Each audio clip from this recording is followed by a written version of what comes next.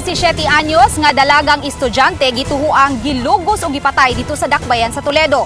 Samtang lalaking sospek na dakpa na sa kapulisan apan mihimakak sa pasangil. Anang report ni Alan Domingo. Dili matukib ang gibating kasakit ni Ana Maria Flores sa ginangatan sa iyang 17 anyos nga anak nga si Charmaine. Kinsa napalgang wa na'y kinabuhi sa kasagabutang bahin sa Purok 2, Barangay Bunga, Toledo City. Napag na akong galon diya.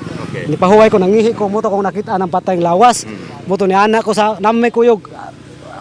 Asawa sa iyang, kuwane ba, kung igagaw, siya rin sa kutsa. Ali sa kutsa, kanay patay siya. Matod sa inahan nga nibiya sa ilahang balay si Charmaine kay magpa-load sa cellphone. Gikumpirmar usab sa tindahan nga nagpa-load ang dalaga ug ngit-ngit nga niadtong tungura dihang nibiya kini.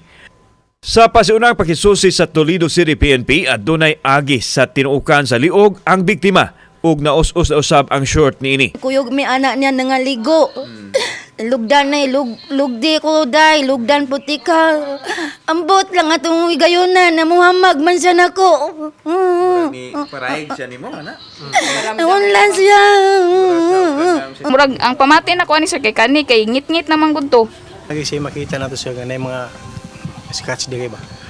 Agis kamot possible. Oh, di pataka ko ang kamot po lagi lakali nga mga daghan siya. Samtang naabtan sa GMA Regional TV nga adunay lalaking nagpuyo haduol sa crime scene ug gidala sa police station.